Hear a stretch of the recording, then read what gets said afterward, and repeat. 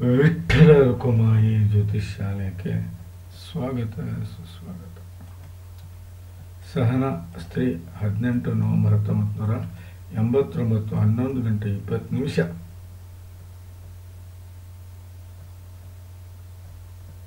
ರಾತ್ರಿ ದಾವಣಗೆರೆಯಲ್ಲಿ ಜನನ.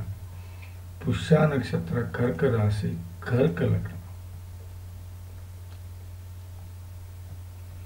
ಸಹನ, ಬನ್ನಿ ಸಹನ ಅವರೇ, ಯಾವ ಯೋಗದಲ್ಲಿ ಹುಟ್ಟಿದಿರಿ ನೋಡೋಣ.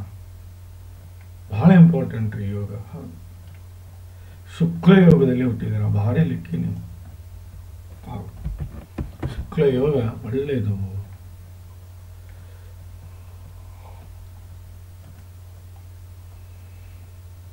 ಒಂದು ನೀವು ನಿಮ್ಮ ವ್ಯಕ್ತಿತ್ವ, 2 ವ್ಯವಹಾರ, 3 ಪರಾಕ್ರಮ, 4 ನಿಮ್ಮ ತಾಯಿ ಹಾಗೂ ಪ್ರಾಪರ್ಟಿ, 5 ವಿದ್ಯೆ, 6 ಕಷ್ಟಗಳು, 7 ದಾಂಪತ್ಯ, 8 ಶತ್ರು, 9 ಭಾಗ್ಯ, 10 ಕೆಲಸ, 11 ಲಾಭ, 12 ವಿದೇಶಿ ಪ್ರಯಾಣ. ಯಾವುದೇ ಗ್ರಹದಲ್ಲಿ 0 to 6 ಆಗಲಿ ಅಥವಾ 24 to 29 ಆಗಲಿ ಇದ್ರೆ ಲಾಭ ಸಿಗಲ್ಲ. 6 ರಿಂದ 24 ಇರಬೇಕು. ಯಾಕಂದರೆ 0 to 6 ಅಂದರೆ 0 to 10 years ಅಂತ ಅರ್ಥ. 24 to 29 ಅಂದರೆ 65 ರಿಂದ 100 ವರ್ಷ ಅರ್ಥ. 6 ರಿಂದ 24 ಅಂದರೆ 15 ರಿಂದ 60 ವರ್ಷ. ನೋಡಿ, 0 to 6 ಅಂದರೆ ಬಾಲ್ಯಾವಸ್ಥೆ ಅಂತ ಕರಿತೀವಿ ನಾವು. ಇದನ್ನು ನಾವು ವೃದ್ಧಾಪ್ಯಾವಸ್ಥೆ ಅಂತ ಕರಿತೀವಿ. ಇದನ್ನು ನಾವು ಯೌವನಾವಸ್ಥೆ ಅಂತ ಕರಿತೀವಿ. ಯಾವುದೇ ಗ್ರಹ ಯೌವನಾವಸ್ಥೆಯಲ್ಲಿದ್ದರೆ 100ಕ್ಕೆ 100 ಫಲ ಕೊಡುತ್ತೆ. ಆದರೆ ಉಚ್ಚ ನೀಚ ಅಸ್ತಂಗತ ಹಾಗೂ ರಾಹುಕೇತು ಗ್ರಹಗಳು ಕೊಡುವುದಿಲ್ಲ. 1, 4, 7, 10 ಕೇಂದ್ರ ಅಂತ ಕರಿತೀವಿ ನಾವು.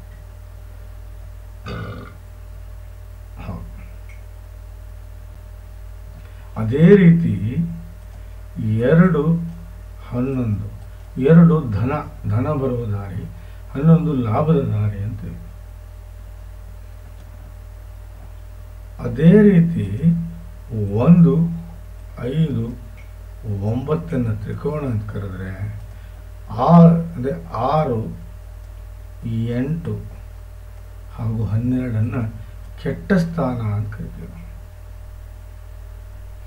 3 50-50 ಅಂತ ಕರಿತೀವಿ.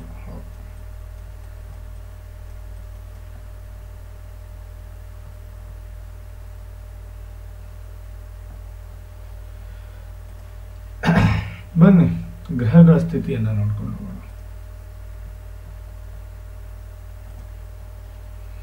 ಇಲ್ಲಿ 2 ಅಸ್ತಂಗತವಾಗಿದ್ದಾರೆ. ಇಲ್ಲ, ಗ್ರಹ ಯಾವ್ಯಾವ ಗ್ರಹ ಇದು ಯೋಗಕಾರಕ ಗ್ರಹಗಳನ್ನು ತಿಳ್ಕೊಂಡು ನೋಡಿ. ಕರ್ಕಲಗ್ನದ ಯೋಗಕಾರಕ ಗ್ರಹ 1ನೇದೇ ಚಂದ್ರ, 2ನೇದು ಕುಜ, 3ನೇದು ಗುರು, 4ನೇದು ಶುಕ್ರ. ತಾತ್ಕಾಲಿಕ ಮಿತ್ರ ಸೂರ್ಯ. ರಾಹು ಮತ್ತು ಕೇತು ಅತಿ ದೊಡ್ಡ ವಿರೋಧಿಗಳು, ಮೋಸ್ಟ್ ಡೇಂಜರಸ್. ಪ್ಲಸ್ ಬುಧ ಮತ್ತು ಶನಿ ಅತಿ ದೊಡ್ಡ ವಿರೋಧಿಗಳು ಕರ್ಕಲಗ್ನಕ್ಕೆ. ಬನ್ನಿ, ಹಾಗಾದರೆ ವಕ್ರಗತಿ ಯಾರಿದ್ದಾರೆ ಇಲ್ಲಿ? ವಕ್ರಗತಿ ಗುರು ಇದ್ದಾನೆ, ಅಸ್ತಂಗತ ಕುಜ ಇದ್ದಾನೆ, ಅಸ್ತಂಗತ ಬುಧ ಇದ್ದಾನೆ. ಇಲ್ಲ ಸಹನ ಅವರೇ, ಚೆನ್ನಾಗಿದೆ, ಸ್ವಲ್ಪ ನೀವು ಇದನ್ನು ಮಾಡ್ಕೊಳ್ಳೋಕ್ಕಷ್ಟೆ. ನೋಡಿ, 1ನೇ ಮನೆಯಲ್ಲಿ ಚಂದ್ರ, ದಿಸ್ ಇಸ್ ಸೂಪರ್. ಗುರು ಏನಾದರೂ ಇಲ್ಲಿ ಇದ್ದಿದ್ರೆ ಗಜಕೇಸರಿ ಯೋಗ ಆಗಿಬಿಡೋದು. ಗುರು ಅವನೇನಾದರೂ ಇಲ್ಲಿ ಬಂದು ಕೂತಿದ್ರೆ ಗಜಕೇಸರಿ ಯೋಗ ಆಗಿಬಿಡೋದು.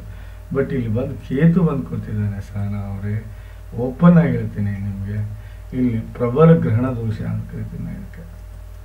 ಇದನ್ನು ಪ್ರಬಲ ಗ್ರಹಣ ದೋಷ ಅಂತ ಕರಿತೀವಿ.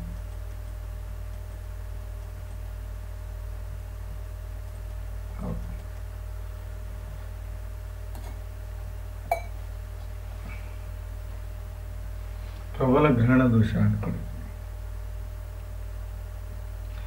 ತಪ್ಪು ನಿರ್ಧಾರಗಳನ್ನು ಮಾಡ್ತೀರಿ, ವಿಪರೀತ ಸಿಟ್ಟನ್ನು ತೋರಿಸ್ತೀರಿ, ಸಣ್ಣ ಸಣ್ಣ ವಿಷಯಗಳಿಗೆ ಆಂಗ್ಸೈಟಿ ಆಗ್ತೀರಿ. ಸಣ್ಣ ವಿಷಯವನ್ನು ದೊಡ್ಡದಾಗಿ ಮಾಡ್ತೀರಿ, ಅನ್ನೆಸೆಸರಿ ಡೌಟ್ ಮಾಡ್ತೀರಿ, ಅನ್ನೆಸೆಸರಿ ನೀವು ರಾಂಗ್ ಡಿಸಿಷನ್ ತಗೊಂತೀರಿ, ಬೇಡವಾದ ವಿಚಾರಗಳಿಗೆಲ್ಲ ತಲೆ ಕೆಡಿಸ್ಕೋತೀರಿ, ಮಾನಸಿಕವಾಗಿ ವಿಪರೀತ ಹಿಂಸೆ ಹೊಂದ್ತೀರಿ. ನಿಮ್ಮನ್ನು ನೀವೇ ಮಾನಸಿಕವಾಗಿ ಹಿಂಸೆ ಪಡ್ಕೋತೀರಿ. ಅದರಲ್ಲಿ ಯಾವುದೇ ಸಂಶಯ ಇಲ್ಲ.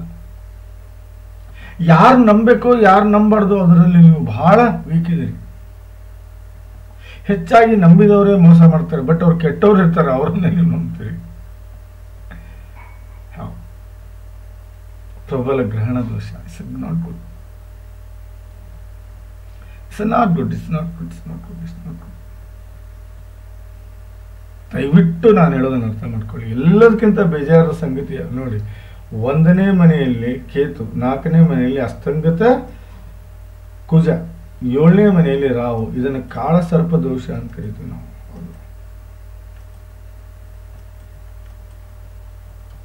ಬಹಳ ಕೆಟ್ಟ ದೋಷ ರೀ ಇದು. ಮಾನಸಿಕವಾಗಿ, ದೈಹಿಕವಾಗಿ, ಫೈನಾನ್ಷಿಯಲಿ, ಫ್ಯಾಮಿಲಿ ವೈಸು, ಇಲ್ಲ ಏನಾದರೂ ಒಂದು ತೊಂದರೆ ಬಂತು ಅಂದರೆ ವಾಪಸ್ ಹೋಗಲ್ಲ. ಇದು ಚಿಕ್ಕವ್ರು ಇದ್ದಾಗಲೇ ಬರುತ್ತೆ, ದೊಡ್ಡವರು ಇದ್ದಾಗಲೇ ಬರುತ್ತೆ ಅಂತ ಏನಿಲ್ಲ. ಕಾಳಸರ್ಪ ದೋಷ ಆಕ್ಟಿವೇಟ್ ಆಗೋದು ಯಾವಾಗ ಬೇಕಾದಾಗ ಆಗ್ಬೋದು. ಒಬ್ಬೊಬ್ಬರಿಗೆ ಸಣ್ಣ ವಯಸ್ಸಲ್ಲೇ ಆಕ್ಟಿವೇಟ್ ಆಗಿರುತ್ತೆ, ಒಬ್ಬೊಬ್ಬರಿಗೆ ಮದುವೆ ಆಗಿ ಮಕ್ಕಳು ಒಂದು ಏಜಿಗೆ ಬಂದಾಗ ಆಕ್ಟಿವೇಟ್ ಆಗುತ್ತೆ. ದಯವಿಟ್ಟು ನಾನು ಹೇಳೋದನ್ನು ಅರ್ಥ ಮಾಡ್ಕೊಳ್ಳಿ. ನಾಗ ಪ್ರತಿಷ್ಠಾಪನೆ ಮಾಡ್ಕೊಳ್ಳಿ. ಈ ಕಾಳಸರ್ಪ ದೋಷದಿಂದ ಮುಕ್ತರಾಗಿ ನಾಗ ಪ್ರತಿಷ್ಠಾಪನೆ ಮಾಡ್ಕೊಳ್ಳಿ. ನೋಡಿ, ಪ್ರಬಲ ಗ್ರಹಣ ದೋಷ ಹಾಗೂ ಕಾಳಸರ್ಪ ದೋಷ ಬಹಳ ಕೆಟ್ಟದ್ದು ಎರಡು. ದಯವಿಟ್ಟು ಶಾಂತಿ ಮಾಡ್ಕೊಳ್ಳಿ. ಹೌದು, ಹೆಚ್ಚಾಗಿ ಕಪ್ಪು ಬಣ್ಣದ ಬಟ್ಟೆಯನ್ನು ಉಪಯೋಗಿಸ್ಬೇಡಿ, ಹೆಚ್ಚಾಗಿ ಬಿಳಿ ಬಣ್ಣದ ಬಟ್ಟೆಯನ್ನು ಉಪಯೋಗಿಸಿ. ಇಲ್ಲ ರೀ, ದಿನಾನು ಬಿಳಿ ಬಟ್ಟೆ ಹೆಂಗೆ ಉಪಯೋಗಿಸೋದು? At least inner wear white. You prepare for that.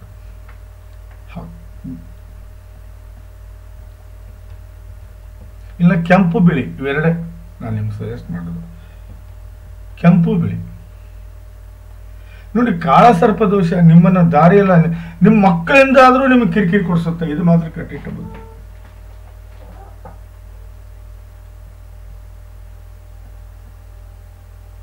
ನಾ ಹೇಳೋದನ್ನ ಸರಿಯಾಗಿ ಅರ್ಥ ಮಾಡ್ಕೊಳ್ಳಿ. ಈ ಪ್ರಬಲ ಗ್ರಹಣ ದೋಷ ಮತ್ತು ಕಾಳಸರ್ಪ ದೋಷ 1ನೇ ಮನೆಯಿಂದನೇ ಬಂದಿದೆ. ಹಾಗಾಗಿ ಇದನ್ನು ನಿವಾರಣೆ ಮಾಡ್ಕೊಳ್ಳಿ. ಇದನ್ನು ನಿವಾರಣೆ ಮಾಡ್ಕೊಳ್ಳೋದು ಒಂದೇ ದಾರಿ, ನಾಗ ಪ್ರತಿಷ್ಠಾಪನೆ ಮಾಡ್ಕೊಳ್ಳಿ. ಚಂದ್ರ, 1ನೇ ಮನೆಯಲ್ಲಿ ಚಂದ್ರ. ಬಹಳ ನಿಮ್ಮ ಮನಸ್ಸು ತಿಳಿ ನೀರು. ಬೇಗ ಆಂಗ್ಸೈಟಿ ಆಗುತ್ತೆ ನಿಮಗೆ, ಬೇಗ ದುಃಖ ಪಡ್ತೀರಿ. ಬೇರೆಯವರಿಗೆ ಕೆಟ್ಟದ್ದನ್ನು ಜೀವನದಲ್ಲಿ ಯಾವತ್ತೂ ಬಯಸುವುದಿಲ್ಲ.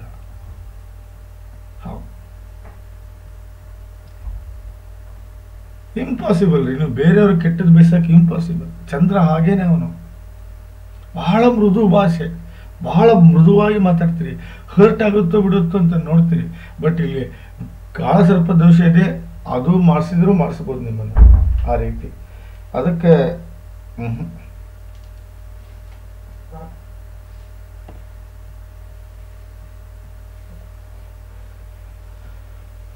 ನೋಡಿ, 1ನೇ ಭಾವದ ಫಲ ಸಂಪೂರ್ಣವಾಗಿ ಪಡ್ಕೋತೀರಿ. ಒಳ್ಳೆಯ ವ್ಯಕ್ತಿತ್ವ ಇರುತ್ತೆ ನಿಮ್ದು, ಒಳ್ಳೆ ಗುಣಗಳನ್ನು ಹೊಂದಿರ್ತೀರಿ, ಒಳ್ಳೆ ವಿಚಾರಗಳಿಗೆ ಬೆಲೆ ಕೊಡ್ತೀರಿ, ಒಳ್ಳೆ ಸಂಗತಿಗಳಿಗೆ ಆಸಕ್ತಿಯನ್ನು ತೋರಿಸ್ತೀರಿ, ಮೆಂಟಲಿ ಬಹಳ ಸ್ಟ್ರಾಂಗ್ ಇರ್ತೀರಿ, ಫಿಸಿಕಲಿ ಬಹಳ ಸ್ಟ್ರಾಂಗ್ ಆಗ್ತೀರಿ, ಆಶೆ ಆಕಾಂಕ್ಷೆಗಳು ಈಡೇರ್ತವೆ. ಅದೂ ಅಲ್ಲದೇನೆ ಬುದ್ಧಿವಂತಿಕೆ ನಡೆಯನ್ನು ನಡೀತೀರಿ, ಒಳ್ಳೆ ಗ್ರಾಸ್ಪಿಂಗ್ ಪವರ್ ಇರುತ್ತೆ, ಒಳ್ಳೆ ಟೇಸ್ಟನ್ನು ಹೊಂದಿರ್ತೀರಿ, ಬಹಳ ಜವಾಬ್ದಾರಿತವಾಗಿ ನಡ್ಕೋತೀರಿ, ಎಲ್ಲರಿಗೂ ಸಹೃದಯದಿಂದ ನಡ್ಕೋತೀರಿ. ಎಲ್ಲಿವರೆಗೂ ಗ್ರಹಣ ದೋಷ ಮತ್ತು ಕಾಳಸರ್ಪ ದೋಷ ಇವೆರಡೂ ನೀವು ನಿವಾರಣೆ ಮಾಡಿಲ್ಲ ಅಂದರೆ ನಾನು ಹೇಳಿದ್ದೆಲ್ಲ ಉಲ್ಟಾ. ನಾನು ಹೇಳೋದು ಅರ್ಥ ಆಯ್ತಾ ನಮಗೆ? ಈ ಕಾಳಸರ್ಪ ದೋಷ ಹಾಗೂ ಗ್ರಹಣ ದೋಷ ನೀವು ಶಾಂತಿ ಮಾಡ್ಕೊಂಡಿಲ್ಲ ಅಂದರೆ ನಾನು ಹೇಳಿದ್ದೆಲ್ಲ ಉಲ್ಟಾ.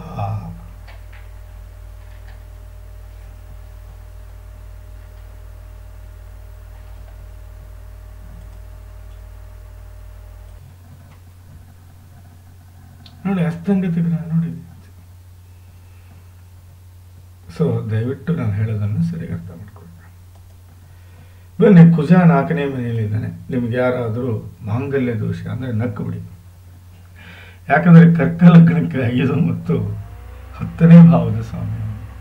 ರುಚಕ ಮಹಾಪುರುಷ ರಾಜಯೋಗವನ್ನು ಜನರೇಟ್ ಮಾಡಿಕೊಡುವಂಥ ಗ್ರಹದಿಂದ 4ನೇ ಭಾವದಿಂದ ಯಾವುದೇ ಕಾರಣಕ್ಕೂ ಇಲ್ಲಿ ಮಾಂಗಲ್ಯ ದೋಷ ಆಗೋದಿಲ್ಲ. ಅಸ್ತಂಗದ ಗ್ರಹ ದಯವಿಟ್ಟು 7 ಇಲ್ಲ 14 ಕ್ಯಾರೆಟ್ ನೀವು ಹವಳವನ್ನು ಧರಿಸಿ. ನೀವು ಹವಳವನ್ನು ಧರಿಸಿದ್ದೇ ಕರೆ ಆದರೆ ಇಲ್ಲಿ ನಾನು ನೋಡಿ 4, 5 ಹಾಗೂ 10 ಈ 3 ಭಾವದ ಫಲ ಪ್ಲಸ್ ಕುಬೇರ ಯೋಗ ಆಗುತ್ತೆ. ಇಲ್ಲಿ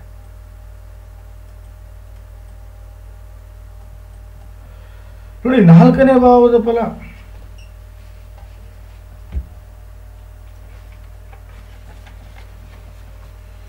ಬಹಳ ಜವಾಬ್ದಾರಿತವಾಗಿರ್ತೀರಿ. ಮನೆಯ ಸಂಪೂರ್ಣ ಜವಾಬ್ದಾರಿಯನ್ನು ಹೊತ್ಕೊಂಡಿರ್ತೀರಿ. ಎಲ್ಲರನ್ನ ಹೊಂದ್ಗೂಡ್ಕೊಂಡು ಕರ್ಕೊಂಡು ಹೋಗ್ತೀರಿ. ತಾಯಿ ಬಗ್ಗೆ ಬಹಳ ವ್ಯಾಮೋಹ ಪ್ರೀತಿ ಇರುತ್ತೆ. ಯಾವುದೇ ವ್ಯವಹಾರ ಮಾಡಲಿ, ನೀವು ಯಾವುದೇ ವ್ಯವಹಾರ ಮಾಡಲಿ, ಯಾವುದೇ ಬಿಸ್ನೆಸ್ ಮಾಡಲಿ, 100ಕ್ಕೆ 100 ಫಲವನ್ನು ಪಡ್ಕೋತೀರಿ. ನೆಮ್ಮದಿಯ ಬದುಕನ್ನು ಬದುಕ್ತೀರಿ. ಸುಖಮಯ ಜೀವನವನ್ನು ಸಾಗಿಸ್ತೀರಿ. ಒಳ್ಳೆ ಪ್ರಾಪರ್ಟಿಯನ್ನು ಗಳಿಸ್ಕೊಂಡಿರ್ತೀರಿ. ಹೈಯರ್ ಎಜುಕೇಷನ್ ಮಾಡ್ಕೊಂಡಿರ್ತೀರಿ. ಕಂಫರ್ಟಬಲ್ ಆಗಿ ಮೂವ್ ಆಗೋದಲ್ದೇ ಮನೆಯ ಸ್ಥಿತಿಯನ್ನು ಬಹಳ ಎತ್ತರಕ್ಕೆ ತಗೊಂಡು ಹೋಗ್ತೀರಿ. ಸ್ಟೈಲ್ ಆಫ್ ಲಿವಿಂಗ್ ಭಾಳ ಹೈ ಇರುತ್ತೆ. ಅದು ಅಲ್ಲದೆ ಮನೆಗೆ ಬಂದವ್ರನ್ನ ಬಹಳ ಪ್ರೇಮದಿಂದ ನೋಡ್ಕೊಳ್ಳೋದಲ್ದೇ ನಿಮಗೆ ಸಮಾಜದಲ್ಲಿ ಒಳ್ಳೆಯ ಹೆಸರು ಮಾಡ್ಕೊಳ್ಳೋದಲ್ದೇ ಮೂವೇಬಲ್ ಆ್ಯಂಡ್ ಇಮ್ಮೂವೇಬಲ್. ಮೂವೇಬಲ್ ಅಂದರೆ ಆಭರಣ ಇರ್ಬೋದು, ವಜ್ರ ವೈಡೂರ್ಯ ಇರ್ಬೋದು, ಲಿಕ್ವಿಡ್ ಕ್ಯಾಶ್ ಇರ್ಬೋದು, ಇಲ್ಲ ವೆಹಿಕಲ್ಸು, ಮೊಬೈಲ್ ಇರ್ಬೋದು. ಅವೆಲ್ಲವನ್ನು ಕಾಸ್ಟ್ಲಿಯೆಸ್ಟ್ ಐಟಮ್ಸನ್ನೇ ಹೊಂದಿದ್ರೂ ಸಹ ಮನೆ, ಹೊಲ, ಆಫೀಸು, ಅಂಗಡಿ ಇಂಥವೆಲ್ಲವನ್ನು ನೀವು ಖರೀದಿ ಮಾಡಿರ್ತೀರಿ. ಅದಕ್ಕೆ ಓನರ್ ಆಗಿರ್ತೀರಿ. ಇದು 4ನೇ ಭಾವದ ಫಲ. ಒಳ್ಳೆ ಎಜುಕೇಷನ್ ಇರುತ್ತೆ. ಒಳ್ಳೆ ದಾಂಪತ್ಯವನ್ನು ಹೊಂದಿರ್ತೀರಿ. ಒಳ್ಳೆ ಸೆಕ್ಸುವಲ್ ಲೈಫ್ ಎಂಜಾಯ್ ಮಾಡ್ತೀರಿ. ಮಕ್ಕಳು ವಿದ್ಯಾವಂತ ಬುದ್ಧಿವಂತ ಮಕ್ಕಳು ಹುಡ್ತಾರೆ. ಸುಸಂಸ್ಕೃತರು, ನೀತಿವಂತರು, ರೀತಿವಂತರು, ಆಧ್ಯಾತ್ಮಿಕ ಚಿಂತನೆ ಮಾಡುವ ಮಕ್ಕಳು ಹುಟ್ಟಿರ್ತಾರೆ. ಒಳ್ಳೆ ಟ್ಯಾಲೆಂಟ್ ಇರುತ್ತೆ. ಒಳ್ಳೆ ಪಾಪ್ಯುಲಾರಿಟಿ ಇರುತ್ತೆ. ಅಣ್ಣ, ಅಕ್ಕ, ತಮ್ಮ, ಅತ್ತೆ, ಮಾವ, ಗಂಡ, ಮಕ್ಕಳು ಎಲ್ಲರ ನಿಷ್ಕಳಂಕ ನಿರ್ಮಲವಾದ ಪ್ರೀತಿಯನ್ನು ಪಡಿತೀರಿ. ಕಷ್ಟ ಬರಲಿ, ಏನೇ ಬರಲಿ ಎದುರಿಸುವಷ್ಟು ಶಕ್ತಿಯುತರಾಗುವುದಲ್ಲದೆ ಸುಖ ಶಾಂತಿ ಕಡೆ ನಡೀತೀರಿ. ಕಷ್ಟಗಳನ್ನು ಹೊಡೆದೊಡ್ತೀರಿ. ಸಾಧನೆಗೆ ದಾರಿ ಮಾಡ್ತೀರಿ. ಒಳ್ಳೆ ಗುಣಗಳನ್ನು ಬೆಳೆಸ್ಕೊಳ್ಳೋದಲ್ಲದೆ ಒಳ್ಳೆ ಪಬ್ಲಿಕ್ ಇಮೇಜು ನಿಮ್ಮ ಜೊತೆಗಿರುತ್ತೆ. ಇದು 5ನೇ ಭಾವದ ಫಲ. ನೀವು ಮಾಡುವಂಥ ಕೆಲಸ ನಿಮಗೆ ಇಷ್ಟ ಇರುತ್ತೆ. ಕೆಲಸದ ವಿಧಾನ ಬಹಳ ಚೆನ್ನಾಗಿರುತ್ತೆ. ಕೆಲಸದಲ್ಲಿ ಗಳಿಕೆ ಕಾಣ್ತೀರಿ. ಕೆಲಸದಲ್ಲಿ ಗೆಲುವು ಕಾಣ್ತೀರಿ. ತಂದೆ ಜೊತೆಗೆ ನಿಕಟ ಸಂಬಂಧವನ್ನು ಹೊಂದಿರ್ತೀರಿ. ಅವ್ರ ತಂದೆ ಇಲ್ಲ ಅಂದರೂ ಕೊನೆಯವರೆಗೆ ಅವ್ರು ನೆನೆಸ್ಕೊಂಡು ಜೀವನ ಮಾಡ್ತೀರಿ. ಮಾನ, ಪ್ರತಿಷ್ಠೆ, ಯಶಸ್ಸು, ಕೀರ್ತಿ, ಸಾಧನೆ, ಸ್ಥಾನ, ಮಾನ, ಸಂಪತ್ತು ಎಲ್ಲವನ್ನೂ ಪಡ್ಕೋತೀರಿ ಅಂತ 10ನೇ ಭಾವದ ಸ್ವಾಮಿ ಹೇಳ್ತಾ ಇದ್ದೇನೆ. ಯಾವಾಗ 7 ಇಲ್ಲ 14 ಕ್ಯಾರೆಟ್ಟು ಹವಳವನ್ನು ಧರಿಸಿದಾಗ, 7 ಇಲ್ಲ 14 ಕ್ಯಾರೆಟ್ ಹವಳವನ್ನು ನೀವು ಧರಿಸಿದಾಗ, ಯಾರ ಜಾತಕದಲ್ಲಿ ಕುಬೇರ ಯೋಗ ಆಗುತ್ತೋ ಅವ್ರಿಗೆ ಒಳ್ಳೆ ತಂದೆ ತಾಯಿ, ಅಣ್ಣ ತಮ್ಮ, ಅಕ್ಕ ತಂಗಿ, ಯಶಸ್ಸು, ಆರೋಗ್ಯ, ಐಶ್ವರ್ಯ, ಕೀರ್ತಿ, ಸಕಲ ಸಮರ್ಪಕ ಸಂಪೂರ್ಣ ಫಲವನ್ನು ಅನುಭವಿಸುವುದಲ್ದೇ ಒಳ್ಳೆ ಸಂಪತ್ತು, ಐಶ್ವರ್ಯ, ಪ್ರಾಪರ್ಟಿ, ಒಳ್ಳೆ ಜ್ಞಾನ, ವಿದ್ಯೆ, ಬುದ್ಧಿ, ಒಳ್ಳೆ ದಾಂಪತ್ಯ, ಒಳ್ಳೆ ಗಂಡ ಮಕ್ಕಳು, ಯಶಸ್ಸು, ಕೀರ್ತಿ, ಸಾಧನೆ, ಸಮರ್ಥ ಮಾನಸಿಕ ಹಾಗೂ ದೈಹಿಕ ಶಕ್ತಿ, ಸಾಮಾಜಿಕ ಹಾಗೂ ಧಾರ್ಮಿಕ ಕಳಕಳಿ, ಮಾನ, ಪ್ರತಿಷ್ಠೆ, ಯಶಸ್ಸು, ಕೀರ್ತಿ, ಸಾಧನೆ ಹಾಗೂ ಒಳ್ಳೆಯ ಆರೋಗ್ಯ, ಒಳ್ಳೆಯ ಆಯುಷ್ಯನ್ನು ಕೊಟ್ಟು ನಿಮ್ಮನ್ನು ಬಹಳ ಸುಖಮಯವಾಗಿ ಈ ಎತ್ತರ ಸ್ಥಾನದಲ್ಲಿ ಈ ಕುಬೇರ ಇಟ್ಟಿರ್ತಾನೆ ಅಂತ ಶಾಸ್ತ್ರ ಹೇಳ್ತಾ ಇದ್ದೀನಿ. ಯೋಗ ಚಂದ್ರಿಕೆ, ಯೋಗ ಮಾರ್ತಾಂಡ ಈ ಬುಕ್ಕಿನಲ್ಲಿ ಬಹಳ ಚಂದ ವಿವರಣೆ ಕೊಟ್ಟಿದ್ದಾನೆ. ಕುಬೇರ ಯೋಗ 10ನೇ ಮನೆ ಸ್ವಾಮಿ, ಅವನು 4ನೇ ಮನೆಯಲ್ಲಿ ಬಂದಿದ್ದಾನೆ.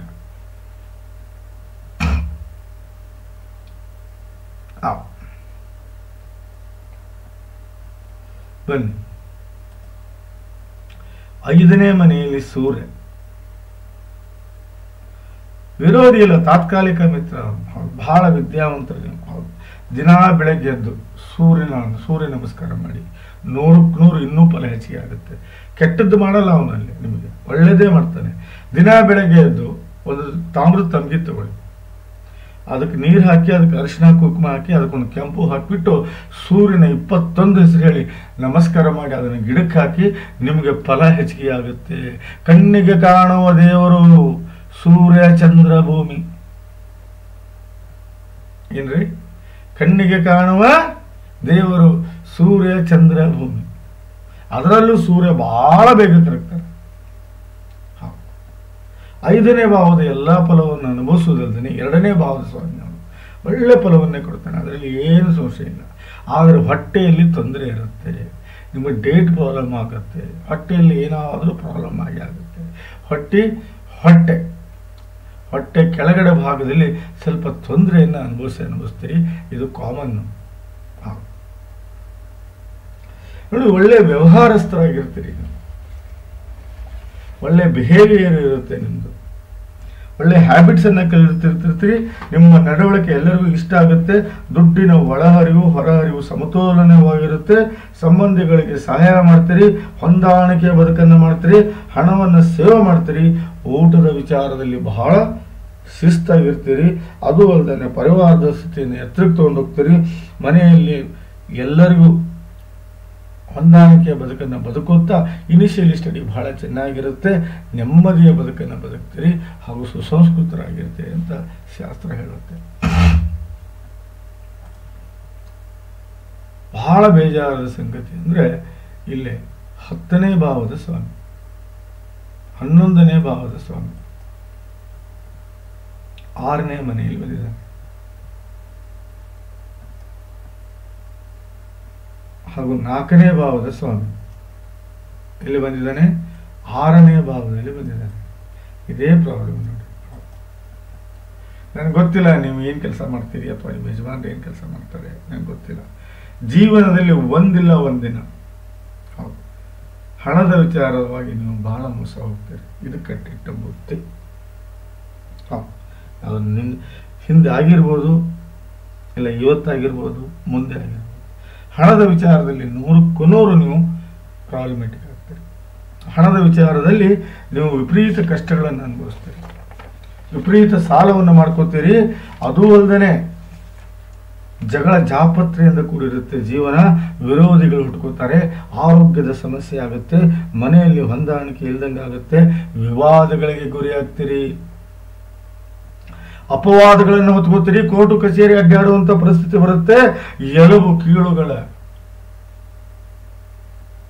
ಹಾಗೂ ಸ್ನಾಯು ನರಗಳ ತೊಂದರೆ ಅನುಭವಿಸುತ್ತಲ್ದಾನೆ ತಂದೆಯನ್ನು ಕಳ್ಕೋಬಹುದು, ಇಲ್ಲ ತಂದೆಗೆ ಹಿಂಸೆ ಆಗ್ಬೋದು.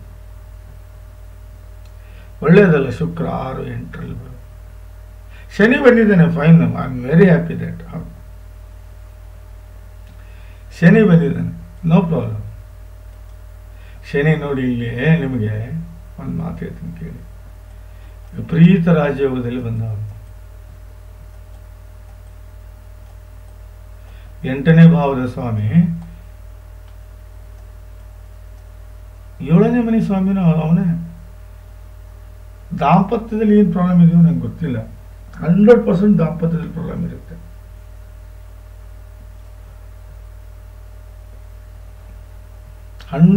ದಾಂಪತ್ಯದಲ್ಲಿ ಪ್ರಾಬ್ಲಮ್ ಇರುತ್ತೆ, ಅದರಲ್ಲಿ ಯಾವುದೇ ಸಮಸ್ಯೆ ಇಲ್ಲ.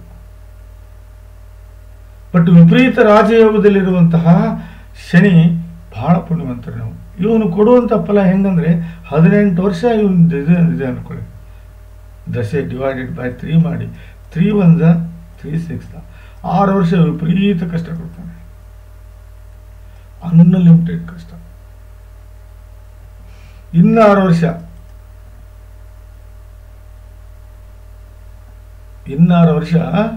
ರಿಲ್ಯಾಕ್ಸೇಷನ್ ಕೊಡ್ತಾನೆ. ಇನ್ನು 6 ವರ್ಷ ಅನ್ಲಿಮಿಟೆಡ್ ಲಾಭ ಕೊಡ್ತಾನೆ, ಅನ್ಲಿಮಿಟೆಡ್ ಲಾಭ.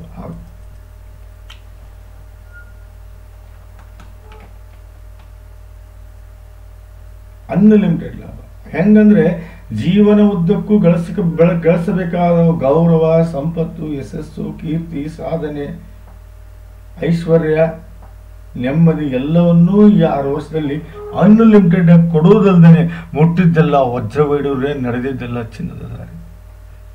ವಿಪರೀತ ರಾಜಯೋಗ ಅನುಭವಿಸಿದವ್ರಿಗೆ ಗೊತ್ತು, ನಾನು ಅನುಭವಿಸಿದ್ದೇನೆ, ಅದಕ್ಕೆ ಹೇಳ್ತಾ ಇದ್ದೇನೆ. That is super extraordinary. ಸಹನವ್ರು ನಂಗೆ ಗೊತ್ತಿಲ್ಲ ನಿಮ್ಮ ದಾಂಪತ್ಯದ ಬಗ್ಗೆ. ನನಗನ್ಸೋ ಮಟ್ಟಿಗೆ ದಾಂಪತ್ಯ ಇಲ್ಲಿ ಅಷ್ಟು ಹೇಳ್ಕೊಳ್ಳೋಷ್ಟು ನಡೆದಿಲ್ಲ ಅಂತ ಅನ್ಸುತ್ತೆ. ಯಾಕಂದರೆ ಈ ಮನಿ ಸ್ವಾಮಿ 6ನೇ ಮನೆಯಲ್ಲಿದ್ದಾನೆ. ಅದು ಅಲ್ಲದೆ ಇಲ್ಲಿ ರಾಹು ಬಂದಿದ್ದಾನೆ, ಪ್ಲಸ್ ಇಲ್ಲಿ ಕೇತು ಬಂದಿದ್ದಾನೆ. ಒಂದು ವೇಳೆ ಚೆನ್ನಾಗಿದ್ರೆ 100% ದೈವ ಏನಿದೆಯಲ್ಲ ನಿಮ್ಮ ಕೈ ಸಾಥ್ ಕೊಟ್ಟಿದೆ ಅಂತಲೇ ಅರ್ಥ. ನೋಡಿ, ಇದೇ ಸ್ವಾಮಿ 12ನೇ ಮನೆಯಲ್ಲಿದ್ದಾನೆ, 9ನೇ ಭಾವದ ಸ್ವಾಮಿ. ನಾನು ಅದೇ ವಿಚಾರ ಮಾಡ್ತಾ ಇದ್ದೇನೆ. ಫ್ಯೂಚರ್ ಅಂದರೆ ಫ್ಯೂಚರಲ್ಲಿ ನಡವಳಿಕೆ ಕಟ್ಟಾಗಿರ್ಬೋದು ಅಂತ ನನ್ನ ಕಲ್ಪನೆ ಅಲ್ಲ, ಅನಿಸಿಕೆ, ಊಹೆ ಅಲ್ಲ. ಹೌದು, ದಾಂಪತ್ಯದ ವಿಚಾರದಲ್ಲಿ ಬಹಳ ಕಷ್ಟ ಅನುಭವಿಸಿದ್ದಾರೆ. ಹೌದು.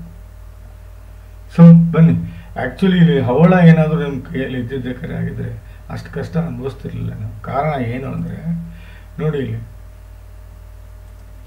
ಕುಜ ಸೀದಾ ನಿಮ್ಮ ದಾಂಪತ್ಯ ನೋಡ್ತಾನೆ, ಅದಾದ್ಮೇಲೆ ನಿಮ್ಮ 9ನೇ ಭಾವ ನೋಡ್ತಾನೆ, ಅದಾದ್ಮೇಲೆ ನಿಮ್ಮ 11ನೇ ಭಾವ ನೋಡ್ತಾನೆ. ಅಸ್ತಂಗತ ಕುಜ ಇವನು ನಿಮ್ಗೆ ಒಳ್ಳೆ ದಾಂಪತ್ಯ ಕೊಡ್ತಿದ್ದ, ಒಳ್ಳೆ ಫ್ಯೂಚರ್ ಕೊಡ್ತಿದ್ದ, ಒಳ್ಳೆ ಲಾಭ ಕೊಡ್ತಿದ್ದ, ಒಳ್ಳೆ ನೆಮ್ಮದಿ ಕೊಡ್ತಿದ್ದ. 4ನೇ ಮನೆಯಲ್ಲಿ ಅಸ್ತಂಗತ ಆಗಿದ್ದಾನೆ. ಇನ್ನೂ ಟೈಮ್ ಮಿಕ್ಕಿಲ್ಲ ಇವರೇ, ದಯವಿಟ್ಟು ನಾ ಹೇಳ್ದಲ್ಲ ಅರ್ಥ ಮಾಡ್ಕೊಳ್ಳಿ. 17 ಇಲ್ಲ 14 ಕ್ಯಾರೆಟ್ ಇದನ್ನು ಮಾಡ್ಕೊಳ್ಳಿ. ಶನಿ ವಿಪರೀತ ರಾಜಯೋಗದಲ್ಲಿದ್ದಾನೆ. Is okay fine. ಸೀದಾ ನಿಮ್ಮ 8ನೇ ಭಾವ ನೋಡ್ತಾನೆ, ಸಾಲದಿಂದ ಮುಕ್ತ. ಸೀದಾ ನಿಮ್ಮ 12ನೇ ಭಾವ ನೋಡ್ತಾನೆ, ಆಮೇಲೆ ಸೀದಾ ನಿಮ್ಮ 3ನೇ ಭಾವ ನೋಡ್ತಾನೆ. ಮುನ್ನುಗ್ಗುವ ಶಕ್ತಿ, ಬಂಡ ಧೈರ್ಯ ಕೊಡ್ತಾನೆ.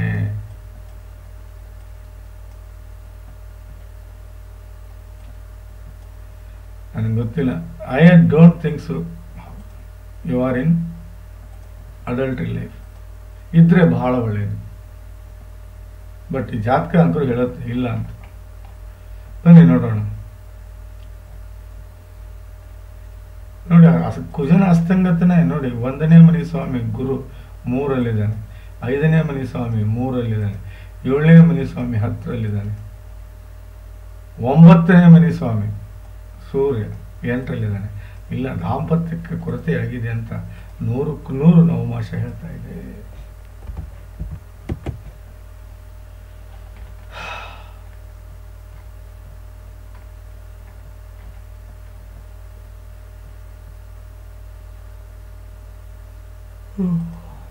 ಬುಧ ಭದ್ರ ಮಹಾಪುರುಷ ರಾಜಯೋಗ, ಶನಿ 9ರಲ್ಲಿ, ಶುಕ್ರ 10ರಲ್ಲಿ.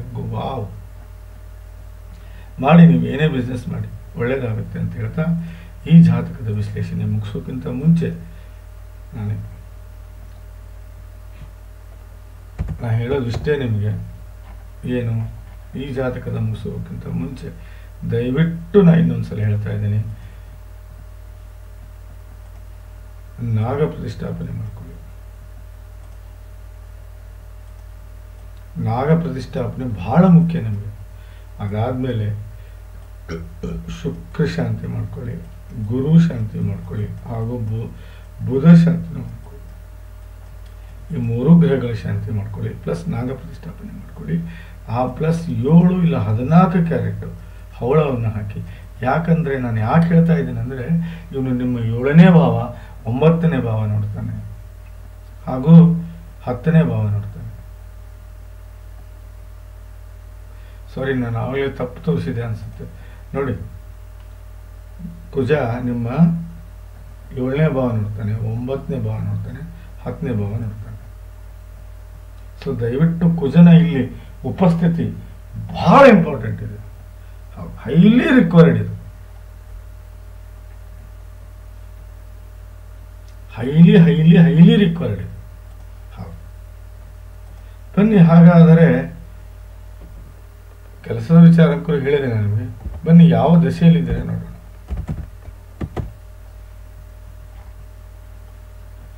ಶುಕ್ರ ದಶೆಯಲ್ಲಿದ್ದೀರಾ? ಅಯ್ಯೋ, ನಾನೇನು ಹೇಳಿದೆ ನಿಮಗೆ, ಶುಕ್ರ 6ನೇ ಮನೆಯಲ್ಲಿ ಬಂದರೆ ದುಡ್ಡು ಕಳ್ಕೋಬೋದು, ದಾಂಪತ್ಯ ಕಳ್ಕೋಬೋದು, ಮನೆ ಕಳ್ಕೋಬೋದು, ಏನಾದರೂ ಕಳ್ಕೊಳ್ಳೋದೇ ಅದು 6ನೇ ಮನೆಯಲ್ಲಿ.